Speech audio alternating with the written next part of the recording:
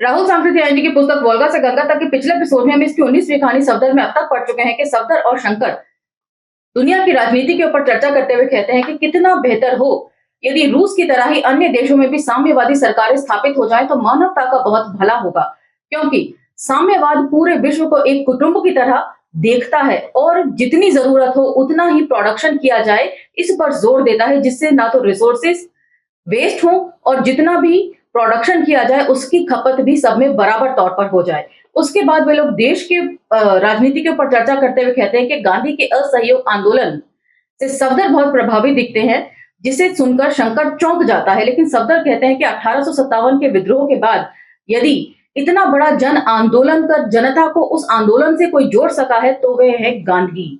अकेले गांधी ने यह कर दिखाया है, अन्यथा उनकी बहुत सी नीतियों से सफदर जो है वो इत्तेफाक नहीं रखते। इन सब चीजों के बारे में चर्चा करते वक्त सफदर शंकर को बताता है कि वे भी इस आंदोलन यानी कि गांधी के असहयोग आंदोलन का हिस्सा बनना चाहता है। इस पर शंकर खुश होकर कहता है कि दोनों भाई साथ में अब इस आंदोलन में कूदेंगे। अपनी बात अंत में सफदर सकीना को बताते हैं। सकीना एक शॉक की स्थिति में चली जाती है। अब सकीना का रिएक्शन कैसा होगा ये हम आज के एपिसोड में जानेंगे, तो चलिए मेरे साथ। जय भीम, मैं शालिनी और आप देख रहे हैं अंबेडकर नामा। चलिए 2-4 लाइन हमेशा की तरह पीछे से लेती हूँ कंटिन्यूटी बनाए रखने के लिए। सकीना के हृदय पर ये शब्द वज्र से पड़े जिसमें संदेह नहीं, और इसलिए वह मुंह से कुछ बोल ना सकी। उसे चुप देख सफदर ने कहा, किंतु प्रिय सकीना, तुम्हारे लड़कपन के सुख के जीवन को देखते हुए मैं तुम्हें कांटों में घसीटना नहीं चाहता। सकीना को मालूम हुआ उसके हृदय पर एक और जबरदस्त चोट लगी, जिससे पहले चोट उसे भूल गई और उसका जागृत आत्मसम्मान एकाएक उसके मुंह से कहलवा गया। प्रियतम, क्या तुमने सचमुच मुझे इतना आराम तलब समझा है कि तुम्हें कांटों पर घिसटते देख मैं पलंग पर बैठना चाहूंगी? सफदर, यदि मैंने तुम्हें दिल से प्यार किया है तो वह मुझे तुम्हारे साथ कहीं भी ले जाने में मेरी सहायता करेगा। मैंने अगरबत्तियां बहुत खर्च की, मैंने अपने समय का बहुत सा हिस्सा बनाव श्रृंगार में लगाया, मैंने कठोर जीवन से परिचय प्राप्त करने का कभी प्रयत्न नहीं किया।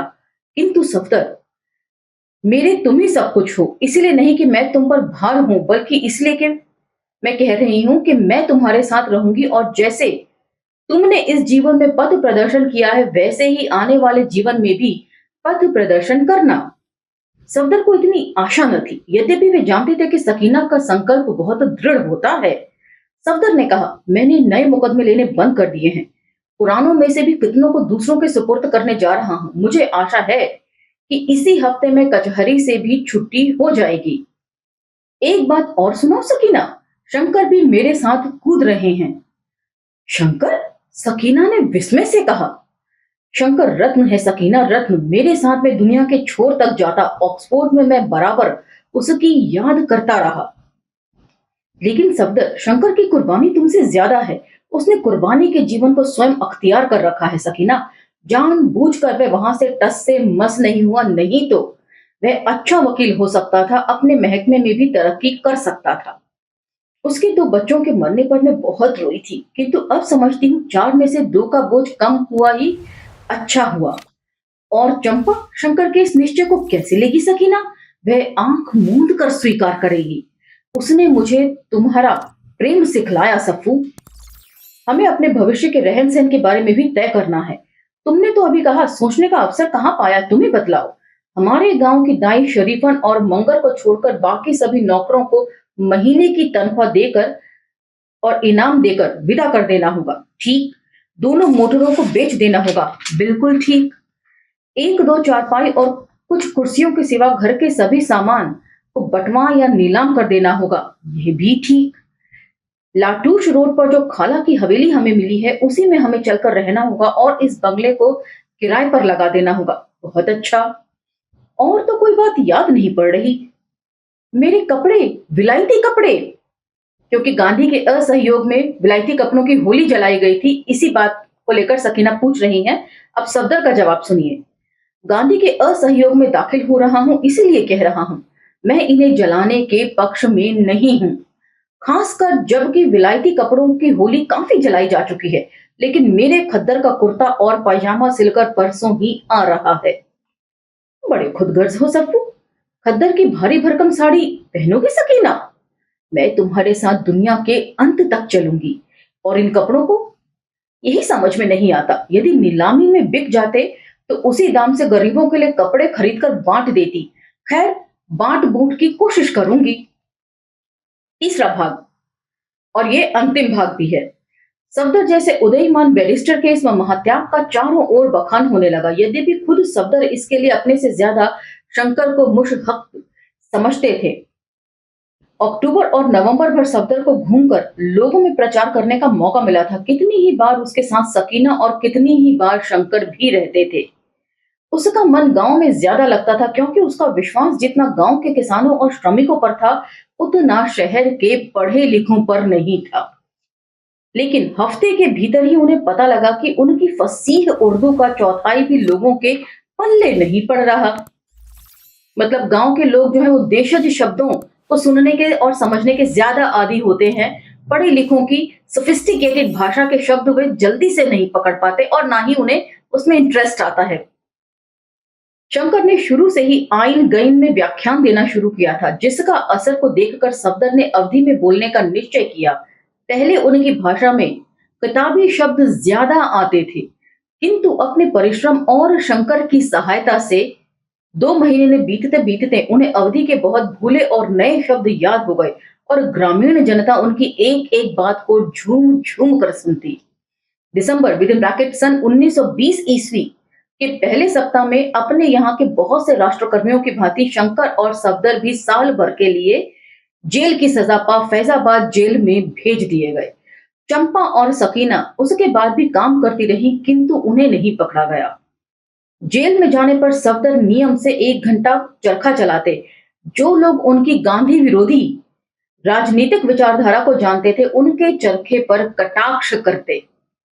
सफदर का कहना था, विलायती कपड़े के बॉयकॉट को मैं एक राजनीतिक हथियार समझता हूं, और साथ ही मैं ये भी जानता हूं कि हमारे देश में अभी पर्याप्त कपड़ा तैयार नहीं होता, इसलिए हमें कपड़ा भी पैदा करना चाहिए। किंतु जिस वक्त देश में मिल पर्याप्त कपड़ा तैयार करने लगे, उस वक्त भी चरखा चलाने का मैं पक्षपाती नहीं हूं। जेल में बैठे ठाले लोगों की संख्या ही ज्यादा थी। अब इस विवरण को जरा ध्यान से सुनिएगा, क्योंकि राहुल सांकृत्यायन जी खुद भी किसान आंदोलन का हिस्सा रहे हैं। बिहार के किसान आंदोलन की कई जगहों पर उन्होंने अगुवाई भी की है, जेल भी गए हैं। इस नाते जेल के माहौल को वे बेहतर तरीके से समझते होंगे और उसी का जो ब्यौरा है वो यहाँ प्रस्तुत कर रहे हैं। जेल में बैठे ठाले लोगों की संख्या ही ज्यादा थी। ये लोग गांधी जी के साल भर में स्वराज के वचन पर विश्वास कर बैठे हुए थे और समझते थे जेल में आ जाने के साथ ही उनका काम खत्म हो गया। अभी तक गांधीवाद ने पाखंड, धोखा और दिखलावे का ठेका नहीं लिया था, इसलिए कह सकते थे कि असहयोगी कैदियों में ईमानदार राष्ट्रकर्मियों की संख्या ही ज्यादा थी। तो भी सफदर और शंकर को देखकर शोभ होता था कि उनमें अपने राजनीतिक ज्ञान को बढ़ाने के लिए शायद ही किसी का ध्यान हो। उसमें से कितने ही रामायण, गीता या कुरान पढ़ते, हाथ में सुमिरनी ले नाम जपते, कितने सिर्फ ताश और शतरंज में ही अपना सारा समय खत्म कर देते। तो राहुल सांकृत्यायन जी ने जेल की सजा जब उन्हें हुई, वे जेल में गए 1942 में, तो वहां पर बैठकर उन्होंने पठन पाठन के साथ साथ लेखन कार्य भी किया और काफी सारी छोटी छोटी पुस्तकें हैं जो उनकी जेल डायरी ही आप उन्हें समझ सकते हैं। जेल में बैठकर उन्होंने वो कलमबद्ध करी। तो यही बात हम आज के यूथ के लिए भी कह सकते हैं कि लोग जो है वो बाबा साहब को फूल माला अर्पित करने में ज्यादा विश्वास रखते हैं। उन्हें लगता है ऐसा करने से वो ज्यादा बड़े अम्बेडकरवादी हो जाएंगे, लेकिन कलम की ताकत और पठन पाठन की ताकत को वे नहीं मानते। अपना समय जो है पढ़ाई में लगाने की बजाय रील्स बनाने में लगाते हैं। तो इससे आप कनेक्ट कर सकते हैं कंटेम्प्रेरी इश्यूज के साथ। एक दिन गांधीवादी राजनीतिक दिग्गज विद्वान विनायक प्रसाद से सफदर की छिड़ गई। शंकर भी उस वक्त वहीं थे। विनायक प्रसाद ने कहा, अहिंसा का राजनीति में इस्तेमाल गांधी जी का महान आविष्कार है और यह अमोघ हथियार है। हमारी वर्तमान स्थिति में वह उपयोगी हो सकता है, किंतु अहिंसा कोई अमोघ ममोघ हथियार नहीं है। दुनिया में जितने अहिंसक पशु हैं वही ज्यादा दूसरे के शिकार होते हैं। तो ऐसी बात नहीं है कि अहिंसात्मक आंदोलन जो है उनकी कोई इंपॉर्टेंस नहीं होती। इनफैक्ट डॉक्टर अंबेडकर भी गांधी के अहिंसात्मक आंदोलनों के पक्षधर रहे हैं। यदि आप उनकी राइटिंग्स पढ़ेंगे तो आपको ये सारी चीजें मिल जाएंगी। इनफैक्ट रतन जी ने बहुत सारे वीडियोस जो है वो बनाकर ऑलरेडी अपलोड कर रखे हैं अंबेडकर नामों पे। आप चाहें तो प्लेलिस्ट में टाइटल पढ़कर उन्हें खोज सकते हैं। पशु में न हो किंतु मनुष्य में अहिंसा एक अद्भुत बल का संचार करती है। राजनीतिक क्षेत्र में उसका कोई उदाहरण नहीं है। नए आविष्कार का उदाहरण नहीं हुआ करता। तो ये विनय प्रसाद बोल रहे हैं। अब शंकर क्या बोल रहा है सुनिए। नया आविष्कार भी नहीं है, शंकर ने कहा। बुद्ध, महावीर आदि कितने ही धर्मोपदेशकों ने इस पर जोर दिया किंतु राजनीतिक क्षेत्र में नहीं। ये बात बिल्कुल सही है। ये जितने भी धर्म उपदेशक थे इन्होंने अपने अपने धर्म का प्रचार किया और कहा कि यदि आप बौद्ध बनते हैं या जैन धर्म के जो पंथ हैं उनमें जाते हैं तो उनके रूल्स आप फॉलो करेंगे। आप अहिंसात्मक चीजों की बात करते हैं, ये धर्म उपदेशक भी। तो अहिंसा का एक अलग इंपॉर्टेंस है, उसे आप कमतर नहीं कर सकते। लेकिन राहुल सांकृत्यायन जी ने जगह जगह जो है ना अपनी मानसिकता का परिचय दिया है कि दरअसल वे किस मानसिकता के हैं इन पात्रों के जरिए। यदि अहिंसा को वे नहीं मानते तो इसका मतलब वे बुद्ध को भी नहीं मानते होंगे और महावीर की जितनी शिक्षाएं हैं उनको भी नहीं मानते होंगे, क्योंकि इन सभी ने अहिंसा का ही उपदेश दिया है। इस बात में सोच समझकर मंथन कीजिएगा और मुझे कमेंट सेक्शन में बता दीजिएगा आप क्या सोचते हैं। आगे सुनिए। सफदर, राजनीतिक क्षेत्र में इसकी उपयोगिता जो कुछ बढ़ गई है वे इसलिए कि आज मानवता का तल कुछ ऊंचा उठ गया है और अखबारों में निहत्थों पर गोली चलाने को लोग बहुत बुरा समझते हैं। अंग्रेज जलियांवाला में गोली चलाकर इसके परिणाम को देख चुके हैं। तो निहत्थों पर गोली चलाना, जो हिंसा का सहारा नहीं ले रहे थे उन पर गोली चलाने के लिए अंग्रेजों की दुनिया भर में भर्त्सना हुई थी और अंग्रेजों को अपनी नीतियों में बदलाव करना पड़ा था। ये भी एक सच है। तो आप समझते हैं हमारा ये अहिंसात्मक असहयोग स्वराज के लिए काफी नहीं है। पहले आप स्वराज्य की व्याख्या करें। आप भी तो स्वराज्य के युद्ध में आए हैं। आप क्या समझते हैं? मैं समझता हूं कमाने वालों का राज्य केवल कमाने वालों का। मैं आपके स्वराज्य में तन मन धन से सहायता करने वाले, कष्ट सहकर जेल आने वाले शिक्षितों, सेठों, तालुकदारों का कोई अधिकार नहीं रहेगा। पहले तो आप देख रहे हैं कि सेठों तालुकदारों को अमन सभा बनाने से ही फुर्सत नहीं है। वे बेचारे जेल क्यों आने लगे? और यदि कोई आया हो तो उसे कमाने वाले के स्वार्थ से अपने स्वार्थ को अलग नहीं रखना चाहिए। तो बार बार राहुल सांकृत्यायन एक कम्युनिस्ट थे।